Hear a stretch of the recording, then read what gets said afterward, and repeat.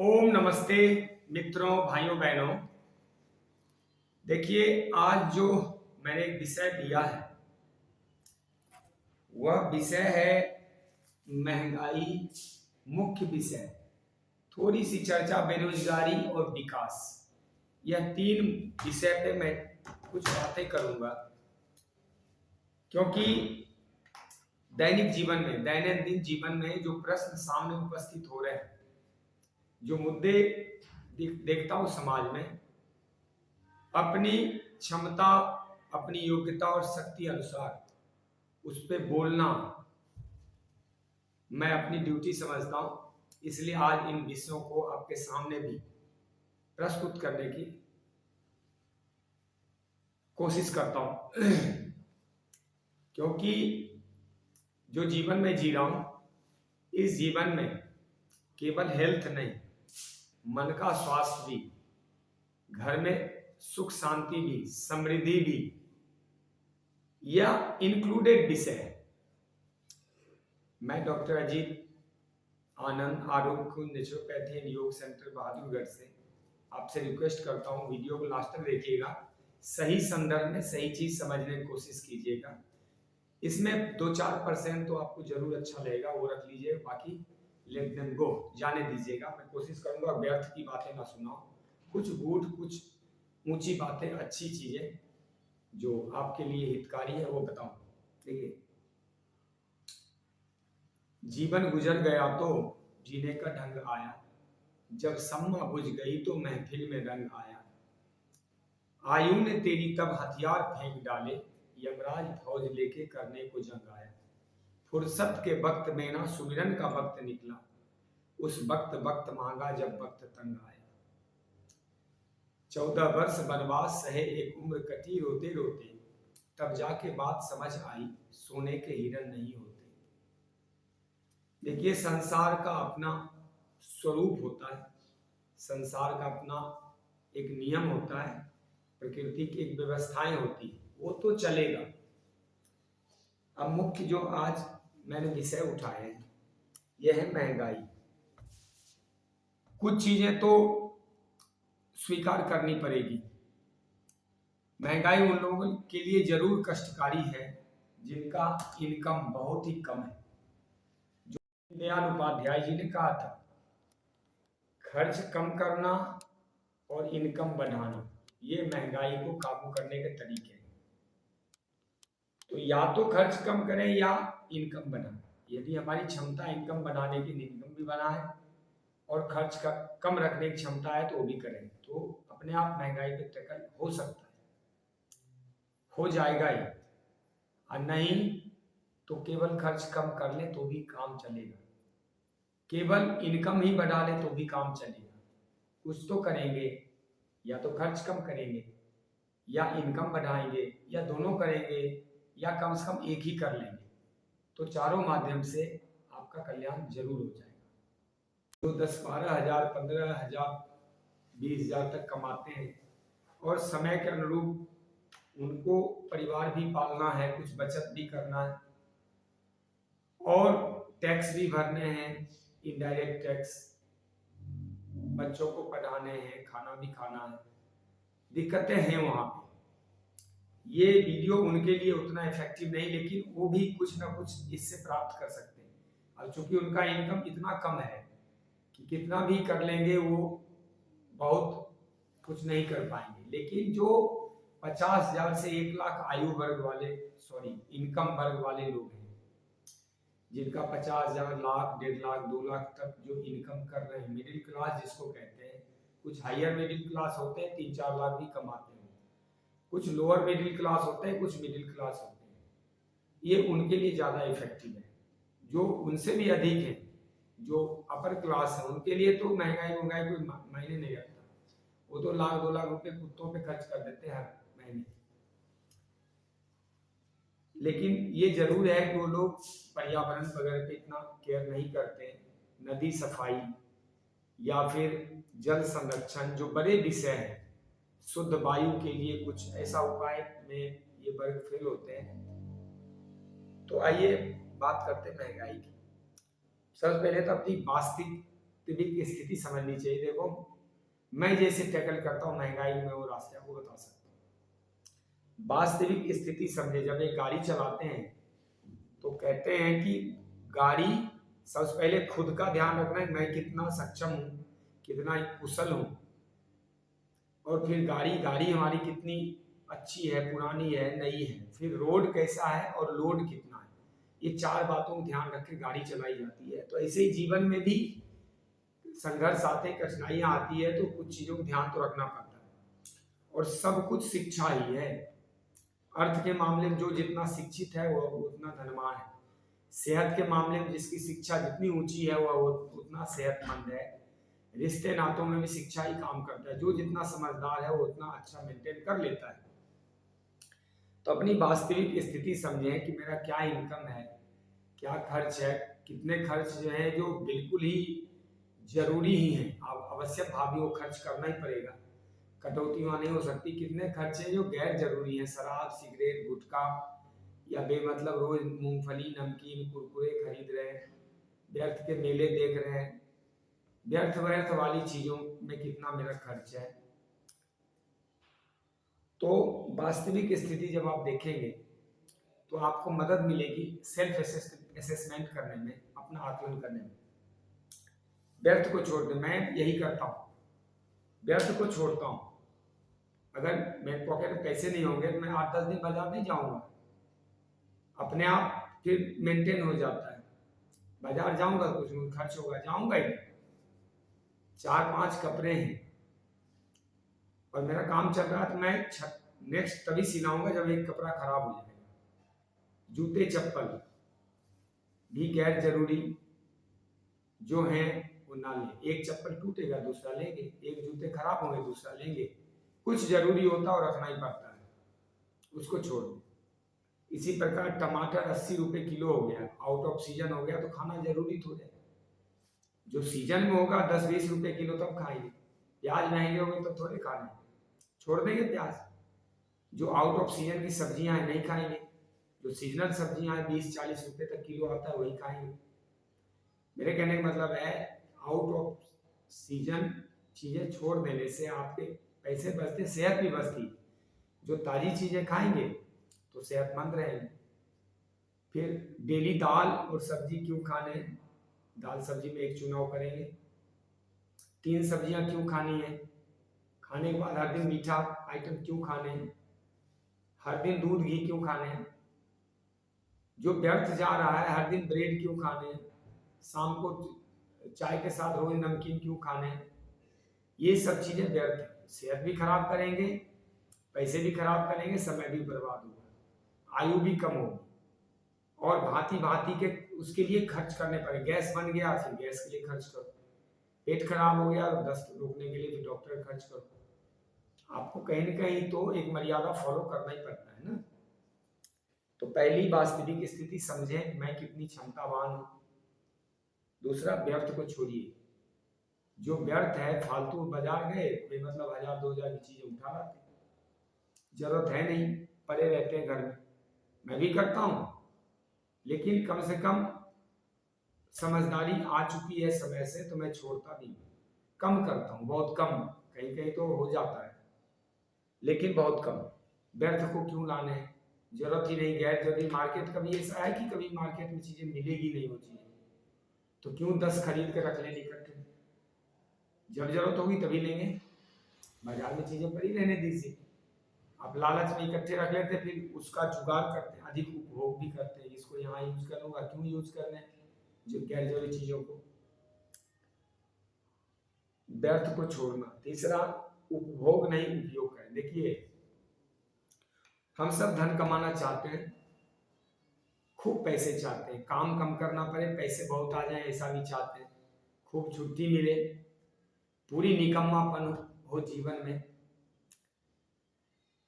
बिना कमाए खूब अधिक मिल जाए तो इससे अच्छा कुछ नहीं।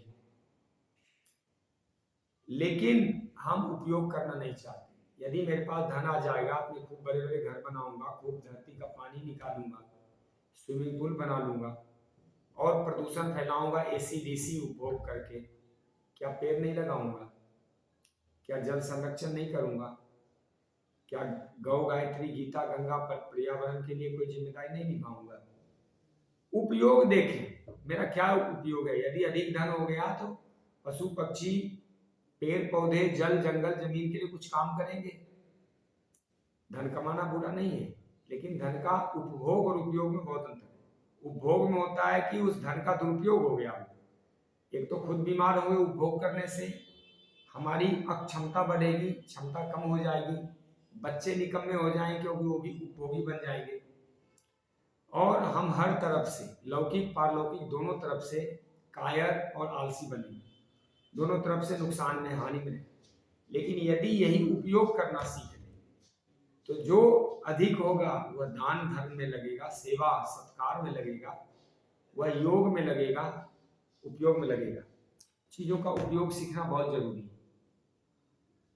स्वास्थ्य शिक्षा श्रेष्ठता हेतु खर्च करने पीछे ना हटें। देखिए कुछ विषय ऐसे हैं जिसमें तो खर्च करना ही चाहिए, क्योंकि इससे आपका जीवन जुड़ा होता है, इससे आपका इनकम जुड़ा होता है।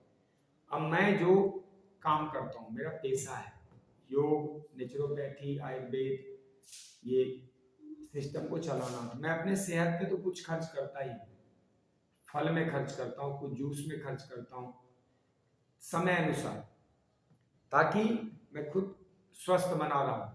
तो अपने सेहत को केयर करना, स्वास्थ्य का ध्यान रखना, सेहतमंद रहना, ये हमारा धर्म भी है, जिम्मेदारी भी है। यह सेहत भगवान ने मुझे दिया है, ये शरीर मुझे दिया है, तो इसको ठीक रखना मेरी ड्यूटी है, और कोई जिम्मेदार नहीं है। मेरी घरवाली, मेरे बच्चे या मेरा घर वाला, मेरे माँ बाप, मेरे मित्र बंधु, कोई जिम्मेदार नहीं। इस शरीर का सुख और दुख मुझे ही झेलना है, भोगना है, कोई बांट भी नहीं सकेगा। यह शरीर मुझे मिला है तो इसकी सब जिम्मेदारी मुझे निभानी है। कोई मेरा केयर करे ये संभव नहीं, मैं खुद केयर करूंगा तभी संभव है। अगला तो हमारे को थोड़ा भोजन उपलब्ध करा सकता है, कुछ सुविधाएं उपलब्ध करा सकता है, लेकिन केयर नहीं कर सकता। मेरे सेहत की जिम्मेदारी मेरी है। इसी तरह शिक्षा में जरूर खर्च करना है। बच्चों की शिक्षा, अपनी शिक्षा, जीवन भर सीखते रहे।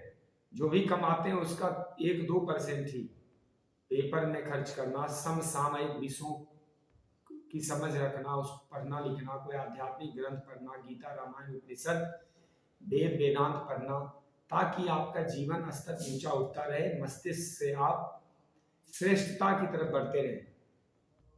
हमेशा ऊंचाई पर बढ़ने के लिए कुछ ना कुछ खर्च करना। जैसे घर में कोई जरूरी है स्वच्छता हेतु या जल संरक्षण, वर्षा का पानी हेतु कुछ खर्च करना, तो वहां पे जरूर करना पड़ेगा, आपको करना भी चाहिए। जो जरूरी है उस पर जरूर खर्च करें, और जो व्यर्थ है उस पर कभी खर्च ना करें। मैं कहने मतलब ये है, देखा देखी पाप, देखा देखी पुण्य नहीं करने, पुण्य जरूर करने, देखा देखी। ज्यादा दिखावा करने से, अब आप देखिए मकान बनाते हैं, दिखावे पे लोग लाखों करोड़ों खर्च कर सिर्फ दिखाने के लिए, इधर का वो फैशन, इधर डिजाइन। हम अपनी क्षमता अनुसार खर्च नहीं करते, व्यर्थ में कर्ज लेके भी, लोन लेके भी खर्च कर देते फालतू। हमें अगर सिंपल 10-12 हजार की मोबाइल की जरूरत है, 40-50 हजार क्यों लेने हैं? यदि मुझे 100 रुपए मीटर वाले कपड़े की जरूरत है, मैं 1000 रुपए मीटर क्यों खरीदूं? मेरा नॉर्मल एक बाइक स्कूटर से काम चल रहा है, तो मैं क्यों व्यर्थ में 20 लाख का कार खरीदूं? मेरे कहने का मतलब है कि देखा देखी नहीं करनी चाहिए। महंगाई किसी से बढ़ेगी ना, वैसे तो महंगाई अर्थव्यवस्था चलाती है, महंगाई नहीं रहेगी तो अर्थव्यवस्था टूट जाएगी। लेकिन ज्यादा महंगाई तो मतलब क्या होता है कि लोग उपभोग ज्यादा कर रहे हैं और मार्केट में चीजें कम पड़ रही है, इसलिए महंगाई बढ़ती है। हम अगर उपभोग बैलेंस कर लें, तो जैसे इस समय टमाटर 80 रुपए किलो है और लोग खरीदे ही ना, तो अपने आप 30 रुपए किलो हो जाएगा। लेकिन अब लोगों को आदत लग गई है खाने पीने की, तो खाएंगे ही। उनको दिमाग में डाल दिया गया है, मार्केट में जो बैठे हैं सब, जो बिजनेस चलाते हैं या जो बड़ी बड़ी कंपनियां चलाते हैं, वह उन्होंने समझा दिया है कि रोज टमाटर खाओगे तो सेहतमंद रहोगे, रोज प्रोटीन वाले डब्बे पियोगे सेहतमंद रहेंगे। उनको तो पैसे मिल रहे हैं, लेकिन आपको पैसे बर्बाद हो रहे हैं, ध्यान रखिए। इसी तरह अच्छाई का देखा देखी जरूर करना है, सही चीजें उसको ग्रहण करने में देखा देखी जरूर करना है, क्योंकि देख के ही सीखना है। Out off season, out of fashion और बेमतलब का जो वासना है, कामना है, उससे बचना है। आउट ऑफ सीजन मतलब होता है जो चीजें इस सीजन में नहीं है, वो विदेशी चीजें होंगी। जैसे कोई फल है जो सीजन का नहीं, सब्जी है, वो क्यों खाने उसको, उससे हमारा सेहत तो बनेगा नहीं और पैसे भी बहुत अधिक लगेंगे। इसी प्रकार बेमतलब का फैशन के नाम पे कुछ चीजें जीवन में ऐड कर लेना। अगर हमारा इनकम कम है, ठीक है, इनकम आपका अधिक है तो कुछ भी करो, वो मैटर ही नहीं करता, उनके लिए तो है ही नहीं ना ये बातें। ये बातें उनके लिए है जो महंगाई से जूझ रहे हैं, ये उनकी शिक्षा के लिए। जो बेमतलब की कामनाएं पूर्ति हेतु खरीदी जाती चीजें, उसको तो छोड़िए। बिना मतलब जो पटांग जीवन में रख रखे हैं, कोई सेंट छिड़क रहा है, कोई सिगरेट लगा रखा है, कोई नहीं मुझे तो रोज जो है ये पेप्सी कोला पीने ही है, आदत है मेरी, ये तो छोड़ना चाहिए। तो अब मैं क्या करता हूँ, थोड़ा आपको समझाता हूँ। मेरे भोजन में गैस सिलेंडर की मात्रा बहुत कम होती है। अब देखो हमने गैस बहुत बचा ली है, तो महंगाई पे काबू हो गया है। अब मैं क्या करना है कि एक ही बार 24 घंटे मेरा भोजन बनेगा परिवार में, तो गैस कम यूज होगा। उदाहरण से समझिए, एक टाइम का भोजन जैसे अंकुरित वगैरह कर लें, चना भिगो लें, मूंग भिगो लें, ये सब रेगुलर ना करें, महीने में 3-4 बार आप अपनी पसंद का भी खा लें। एक टाइम का भोजन फल खा लें, शाम को फल खा लीजिए, या शाम को तो स्प्राउट्स खा लें सलाद मिला के, और सुबह फल खा लें, या सुबह फल खा लें तो शाम को स्प्राउट, ऐसे करके एक टाइम दोपहर में अपना रोटी चावल दाल सब्जी जो भी आप खाते हैं, छाछ चटनी सलाद, ये सब खा लें। ये एक आइडियल डाइट है और ये स्वस्थ डाइट है, इससे बीमार नहीं होंगे। एक टाइम पे अंकुरित आहार सलाद डाल के खा लें, या थोड़ा गुड़ कभी शहद डाल के खा सकते हैं, चना वगैरह भिगो के। एक टाइम पे फ्रूट्स खाए जा सकते हैं, फल पपीता केला वॉट एवर पॉसिबल। एक टाइम पे रोटी चावल दाल सब्जी। अब देखिए रेट एक ही पड़ना है आपने, जितना आप तीनों टाइम अनाज पे खर्च कर रहे हैं, अब अन्न खाएंगे तो उसको बनाने में भी खर्च होगा, समय भी खर्च होगा। 2 घंटे 2 घंटे 2 घंटे 2 बार, एक एक 2-2 घंटे महिलाएं देती, उसमें वो समय वो महिलाएं कहीं कोई बिजनेस में कोई जॉब में अप्लाई करके कुछ धन कमा सकती हैं। व्यर्थ में गैस खर्च होगा, तेल मसाले दूध घी नमक चीनी बहुत कुछ खर्च हो जाता है। अब फल खरीद के लाए और उसको ऐसे खा लिए, उसमें कुछ खर्च ही नहीं, ना गैस खर्च हुआ ना मसाले रहते, इस पर अंकुरित करके थोड़ा खा लिए तो कितना खर्च बचा। या तो कभी नमक डाल खा लेंगे या प्याज टमाटर, वॉटेवर विचार कीजिएगा। एक समय भोजन करना चाहिए स्वस्थ रहने के लिए। बच्चे हैं तो 2 बार दे दीजिए, एक बार फल खिला दें। लेकिन 25-30 के बाद के जो व्यक्ति हैं उनको तो एक बार भोजन ही करना चाहिए, उससे स्वास्थ्य अच्छा रहेगा आपका। कभी कभी उपवास भी करना चाहिए, इससे भी आपके महंगाई को काबू करने में मदद मिलेगी। अगर महीने में 3-4 उपवास करते हैं, सेहत भी अच्छा रहेगा, पैसा बचेगा, स्वास्थ्य बचेगा, समय बचेगा। फिर यदि हम फल और अंकुरित करते हैं आहार में, तो जो समय बचेगा उसका यूटिलाइज करें अपने बिजनेस बढ़ाने में, शिक्षा में करें, और पढ़े लिखे उस समय। व्यर्थ में महिलाओं को घुसेड़ दिया और रसोई में आंखों से आंसू आ रहे हैं और उसको रोटियां बेली जा रही, सब्जियां पका रही, रात को वही रोटी सब्जी खा के फिर बीमार भी पड़ रहे हैं, पेट खराब होना है, स्किन खराब होना है, लीवर किडनी खराब होने, फिर ऊपर दूध पी लेते हैं, मिठाई खा लेते हैं। सोचिएगा इस मुद्दे पर। महंगाई इतनी होती नहीं जितनी बना दी जाती है, क्योंकि व्यर्थ को पकड़ के रखते हैं और जरूरी को छोड़ देते हैं। तो व्यर्थ को छोड़ना, जरूरी पकड़ना महंगाई पे काबू पाने का एक उत्तम तरीका है। जितनी जरूरत है उस हिसाब से खर्च करना। बच्चों के एजुकेशन के अलावे जो फालतू चीजें हैं, उनके कपड़े, उनके व्यर्थ के जो पड़े रहते हैं जूते अनर्गल चीजें, उस पर आप काबू कर सकते हैं। अब आते हैं बेरोजगारी। दुनिया में बेरोजगारी हमेशा रहती है या कभी नहीं रहती, ये दोनों बातें हैं। अब इस दुनिया में 8 अरब लोग हो गए, भारत की आबादी 1.5 अरब हो चुकी है। इतनी आबादी को कौन नौकरी देगा? सरकार तो क्या, ब्रह्मा विष्णु महेश मिलकर भी इतने लोगों को रोजगार कैसे दे पाएंगे? स्वयं भगवान भी नहीं दे सकते। जितने लोग पढ़ लिख चुके हैं, शिक्षित हो गए हैं, BA MA कर चुके हैं, उतना काम कहाँ से लाएंगे ढूंढ के? आबादी का विस्तार हो रहा है, जमीन तो वहीं पे खड़ा है, कैसे करेंगे? और आकांक्षाएं बहुत बड़ी हो गई, सबको घर चाहिए, सबको गाड़ी चाहिए, सबको अच्छा फैशन डिजाइन चाहिए, इतनी बड़ी आबादी पे। तो इसी में बेरोजगारी आती है सामने की, काम कम है, आदमी ज्यादा है। इसका एक ही माध्यम है, काम कभी कम नहीं होते, हमें अपने आप को स्किल्ड बनाने, समय के अनुरूप स्किल बनाएं, अपनी योग्यता बढ़ाएं, तो काम की कमी नहीं होगी, नए नए काम हम ढूंढ सकते हैं। नए काम जैसे सेहत के क्षेत्र में, शिक्षा के क्षेत्र, हमें कुछ तो आता होगा, भगवान एक गुणवत्ता तो दे के भेजता है सबको, ताकि वो जीवन में टॉप पे पहुंचे, टॉप पे नहीं कम से कम कुछ तो ऊंचाई हासिल करें। बेरोजगारी का क्या है कि नए नए काम तैयार करके, नए बिजनेस डेवलप करके ही बेरोजगारी पे काबू पाई जा सकती है। सरकारों बस का नहीं है, समाज का काम है, या गार्जियन का काम है अपने बच्चों को बिजनेस के लिए तैयार करें। भारत सदा से बिजनेस वाला देश रहा है, नौकरी ढूंढने नहीं, नौकरी पैदा कर देना, दो चार लोगों को आप दे दीजिए रोजगार। कुछ तो जानते होंगे, टोकरी बुन सकते हैं, किसी को हिंदी अंग्रेजी गणित सिखा सकते हैं, कुछ पढ़ लिख लिए हैं तो जिनको उसकी जरूरत है उनको सिखा दी। कोई म्यूजिक सिस्टम डेवलप कर सकते हैं, गाना गा सकते हैं, नाच सकते हैं, कोई शो कर सकते हैं, कोई मशीन रिपेयर कर सकते हो, पेंटिंग कर सकते हो, कोई पत्ते घोंट के बेच सकते हो। लोग सिगरेट, बीड़ी, दारू, भांग, गांजा, शराब, जहर बेच के पैसे कमा रहे हैं। पौधे बेच सकते हो, कुछ तो बेच सकते हैं, आजकल तो बाल बिकते हैं।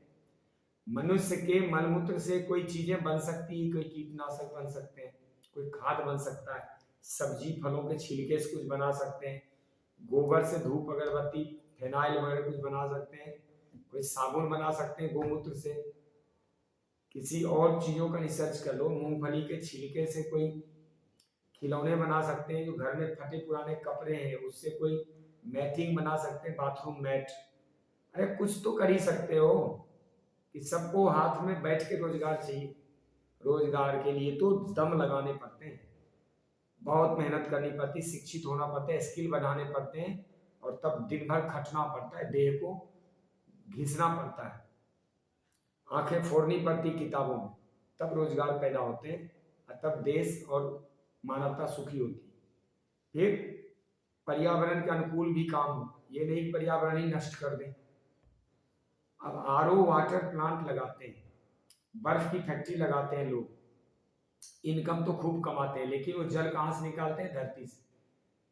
फिर जो जल बच जाता है क्या जमीन में डालते हैं? कोई बोरवेल लगाते? नहीं लगाते, बोर नहीं करते, उस पानी को सड़कों पर छोड़ देते बाहर।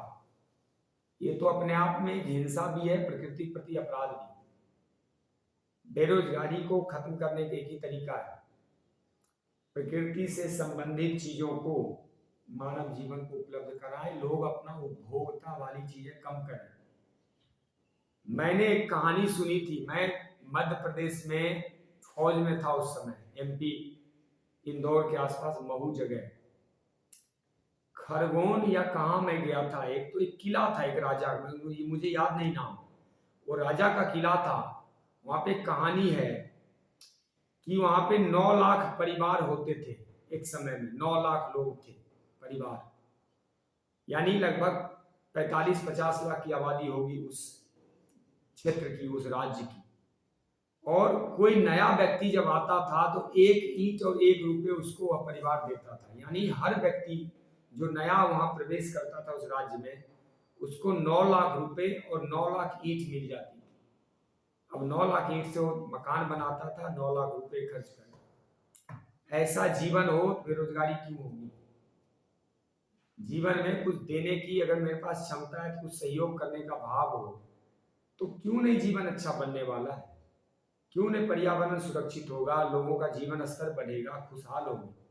वैसे भगवान ने व्यवस्था कर रखी है, आज धन कम है तो फिर भी थोड़ा पर्यावरण जीने लायक है। मुझे लगता है कहीं धन अधिक होगा, भौतिक विकास अधिक हो जाएगा, तो और प्रदूषण गंदगी बढ़ेगी, लेकिन उसके साथ साथ लोग भी होंगे जो प्रदूषण कंट्रोल करने के लिए सोचेंगे। सोचा जा रहा है सौर ऊर्जा और बैटरी से चालित गाड़ियों की बातें हो रही है, वो तो बढ़ेगा।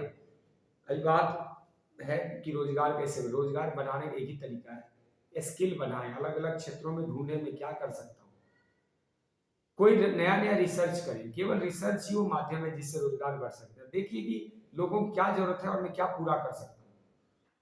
एक एक दो दो रुपए कोई साबुन बना सकता हूँ हाथ धोने के लिए, वन टाइम यूज करने का। कोई बालों में लगाने के लिए तेल बना सकता हूँ जो बहुत ठंडा हो, सर दर्द समाप्त करे। सर्दी जुकाम के लिए कोई टैबलेट बना सकता हूँ। जिनको कोई रोग हो जाता है, पेट खराब हो तो उनके कोई चूरन बना सकता हूँ। कोई जूस बना के बेच सकता हूँ पत्तों का जो फ्री का हो। बहुत कुछ किया जा सकता है। बेरोजगारी भी होती नहीं या फिर हमेशा रहती है। इसका मीनिंग सीधा सीधा है कि आप चाहें तो बेरोजगार रह सकते हैं, आप चाहें तो रोजगार में जा सकते हैं। सड़कों पे खड़े होकर लोग 1000-2000 रुपए रोज कमा लेते हैं। बेल का शरबत बेच रहे हैं, कोई जामुन बेच रहा है, केला पपीता, सब्जियां बेच रहा है। कुछ तो बेच सकते हो आप, आपके पास भी कुछ स्किल होगा। कुछ नहीं, कोई कला ही बेच लो, कोई स्किल ही बेच लो, योग ही सिखा दो, व्यायाम ही सिखा दे, लोगों को कुछ हुनर सिखा देते हैं। आजकल देखो यूट्यूब पे इंटरव्यू, आम जनता का इंटरव्यू कर कर लोग बेच लेते हैं, पैसे कमा लेते हैं। स्किल डेवलप कीजिए, बेरोजगारी कहीं नहीं होती। तीसरा, विकास। मैं जब से समझदार, थोड़ा समझने लगा हूं, तब से ये सुन रहा हूं कि महंगाई, बेरोजगारी, विकास, विकास नहीं हुआ। इस विकास का कोई अंत तो है नहीं। मुझे एक मकान चाहिए था, मैंने बना लिया या सरकार ने मदद कर दी। अब मेरे 3 बच्चे हैं, 3 और मकान चाहिए, फिर उनके 4-4 बच्चे हो जाएं, फिर उनको मकान चाहिए 4-4। इसका तो कोई अंत है? ये देखने पड़ते हैं कि ठीक ठाक व्यवस्थाएं है कि। मैं कहता हूं कि आज बहुत अच्छी व्यवस्थाएं हैं देश में। इतनी सड़कें हैं कि कोई दिक्कत ही नहीं है। इतने बाईपास रोड बन रहे हैं, शहर से बाहर से निकाल के सड़कें बनाई जा रही। लेकिन दिक्कत है एक, जो सड़कों पे चलने वाले लोग हैं वो कितने स्किल हैं, वो कितने विकसित हैं, कितने शिक्षित हैं, कितनों को लाइसेंस मिला है गाड़ी चलाने का प्रॉपर, उनको ट्रेनिंग देके और उनका प्रशिक्षण टेस्ट वगैरह करा के। ज्यादातर फर्जी होते हैं, नकली लोग गाड़ी चला रहे, पता ही नहीं है। एक एक गाड़ी, एक एक पूरा रोड का ट्रैफिक बंद कर देता है। सड़कों का हालत देखिए आप, इंक्रोचमेंट का हालत देखिए। लोग स्वार्थ, अज्ञान और लालच, नशे में इतने डूबे पड़े हैं कि वह बाजार के बीच में गाड़ी खड़ी कर देते हैं। कोई बोले तो झगड़ा कर लेंगे, कौन बोलेगा? इतना टाइम किसके पास है, कौन झगड़ा करे? अज्ञानता से मस्तिष्क जकड़ा हुआ है। विकास की कमी नहीं है, लेकिन दिमाग का विकास नहीं हुआ है। इतनी सड़कें होने के बावजूद सड़क जाम ही रहता है शहरों में। कारण क्या है? स्वार्थ में कोई कहीं फंसा दिया, कोई कहीं हरा के खड़ा हो गया, कोई कहीं अपनी रेहड़ी लगा दी, अपनी गाड़ी खड़ी कर ली दुकान के आगे, फिर पटरे लगा दिए, फिर सीढ़ियां डाल दी, लो कर लो बाजार। समस्या है कि जैसे मुझे बाजार जाने होते हैं, मैं स्कूटर कहीं साइड कर देता हूँ, पहले ही बाजार से दूर ही पैदल जाकर मार्केटिंग करके स्कूटर गाड़ी ली। मैं गाड़ी कार ले भी नहीं जाता बाजार, बाजार से निकलता नहीं हूँ, कोशिश करता हूँ दूर वाला रूट पकड़ूँ, बाजार में जाम न लगने पाए। एजुकेशन, शिक्षा भी तो होनी चाहिए। सड़कों पे गाड़ी चलाते वक्त ध्यान रखते हैं, हम किसी को रोके नहीं, अपना पास लेते रहो बाएं दाएं से, मैं अपने रास्ते से चलूंगा। ना किसी को बाधा पहुंचाना है और ना किसी को रोकना है। जिसको जाना है मेरे से आगे निकल सकता है, दो छोटी गाड़ी वाले को पास दे दो। कोई फाटक क्रॉस करना है तो अगले को मैं जाने दूंगा, मेरे लिए भी रास्ते खुल जाएंगे। इस प्रकार विकास, इसी प्रकार और विकास भी देख लीजिए। तो केवल भौतिक विकास ही नहीं, मेरे कहने मतलब है कि ये तो विकास भौतिक की बात, भौतिक विकास ही नहीं, धार्मिक आध्यात्मिक विकास भी करें। चीजें वहीं से खुलती है। आध्यात्म के बिना जीवन है नहीं। जब तक गहरी समझ नहीं निकलेगी आंखों मस्तिष्क में, जब तक ज्ञान विज्ञान अंदर नहीं प्रवेश करेगा, तो विकसित आप होंगे कैसे? शरीर से विकसित भी नहीं हो सकेंगे, जीवन में योग नहीं होगा तो। मन से विकसित नहीं हो सकेंगे यदि शिक्षा नहीं होगी तो आत्मा से विकसित नहीं हो सकेंगे यदि धर्म और आध्यात्म जीवन में नहीं होगा। भगवान कृष्ण क्या कर रहे हैं? अर्जुन को शिक्षाएं तो दे रहे हैं। शिक्षाएं से तो उसका विकास हुआ था, राज्य की स्थापना कर पाए थे, धर्म की स्थापना कर पाए थे। जीवन में धर्म को उतारना मतलब मन को सुख शांति, सेवा, सहयोग, समर्पण, प्रेम, करुणा की तरफ ले जाना, मन को शक्तिवान बनाना, यही है धर्म का मतलब। मन को इतना सशक्त और इतना श्रेष्ठ बना देना है कि वह मन जो है अब इस संसार में सत्य, न्याय, अहिंसा, प्रेम, शांति स्थापित कर सके। मन भगवान का कार्य कर सके, जिस काम के लिए हमारा प्रादुर्भाव हुआ है वह काम कर सके। इसको कहते हैं विकास। फिर हमारा आध्यात्मिक विकास होता रहे, हम आत्मा के और नजदीक, चेतना का तल हमारा और ऊंचा और ऊंचा, हर दिन कुछ ना कुछ हम ऊंचाई ग्रहण करें। 10 साल पहले जो मैं था उससे मैं कितना आगे निकल चुका हूँ। 3 साल पहले जो था वो कितना आगे बढ़ चुका हूँ। अब तो मैं हूं ही नहीं जो 5 साल, 10 साल, 20 साल पहले थे। तो मेरा तो आध्यात्मिक, धार्मिक और मानसिक विकास भी हो रहा है। भौतिक विकास समय के साथ होगा ही होगा। सरकारें प्रयासरत हैं, मनुष्य प्रयासरत हैं, वैज्ञानिक और जो भी काम कर रहे हैं इस फील्ड में, जो कंस्ट्रक्टर हैं, खासकर जो नई नई चीजें ला रहे हैं, वो सब भौतिक विकास के लिए प्रयासरत है। हमें भौतिक विकास समय के सापेक्ष होते हुए, रखते हुए धार्मिक, आध्यात्मिक विकास को विशेष महत्व देना है, क्योंकि जीवन में सबसे बड़ा तत्व ही धर्म होता है। धर्म मतलब जो आपको उन्नत करे, शारीरिक, मानसिक, आध्यात्मिक, सांस्कृतिक, आर्थिक, सब रूप से ताकत दे और शक्ति संचय करके ही जीवन में आप चारों पुरुषार्थ पा सकते हैं। धर्म, अर्थ, काम, मोक्ष, जिसको कहते हैं कि ज्ञान, धर्म, स्थापना और मुक्ति, तीनों की तरफ बढ़ सकते हैं। तो महंगाई, बेरोजगारी और विकास, यह जब देश आजाद हुआ था तब भी मुद्दा था, 2050 में भी मुद्दा रहेगा। ये तो चलता रहेगा। आप कितने समझदार हैं, महंगाई को टैकल करने के लिए कितना खर्च में, व्यर्थ में कटौती कर सकते हैं, बेरोजगारी दूर करने के लिए कैसे प्रयास बढ़िया अधिक से अधिक काम कर सकते हैं। यदि मैं घर में 5 आदमी हूँ और हर आदमी 18 वर्ष से अधिक का, पांचों कुछ काम करे, उपार्जन करे, एक कमाएगा 5 खाएगा तो उसमें तो दिक्कत होगी। अगर 5 लोग हैं तो वो भी कुछ काम करें, कुछ तो कर ही सकते हैं। और इसी तरह विकास, भौतिक विकास जरूर करें, लेकिन उसमें एक भजन हम लोग गाते थे कि निर्माणों के पावन युग में हम चरित्र निर्माण न भूलें, स्वार्थ साधना की आंधी में वसुधा का कल्याण न भूलें। भौतिक विकास तो जरूर होगा ही, आप करेंगे नहीं तो भी होगा। आप मकान नहीं बनाओगे तो सरकार आपको बना के दे देगी, कोई लोग ही दे देंगे आपको। एक गांव में सब समृद्ध हो जाएंगे, थोड़ा तो पैसा वैसा बना देंगे, लेकिन अपना मानसिक विकास, धार्मिक विकास, आध्यात्मिक विकास कब करेंगे? धरती का विकास कब होगा? पर्यावरण, पशु पक्षियों की संरक्षा का विकास कब होगा? जल, वायु प्रदूषण कब खत्म होंगे? ये भी विकास है। विकास मतलब केवल पैसा नहीं, विकास मतलब हर ढंग से विकसित होना, मानवता को ऊंचाई पे ले जाना, प्रेम, शांति, न्याय, सत्य, धर्म, मर्यादा की स्थापना इस समाज में करना है, सेवा, सहयोग और योग को आगे बढ़ाना है। तस्मात् योगी भव अर्जुन। अगर वीडियो अच्छा लगा तो और शेयर कीजिएगा। जय श्री राम, हर हर महादेव। आपको प्रणाम, धन्यवाद।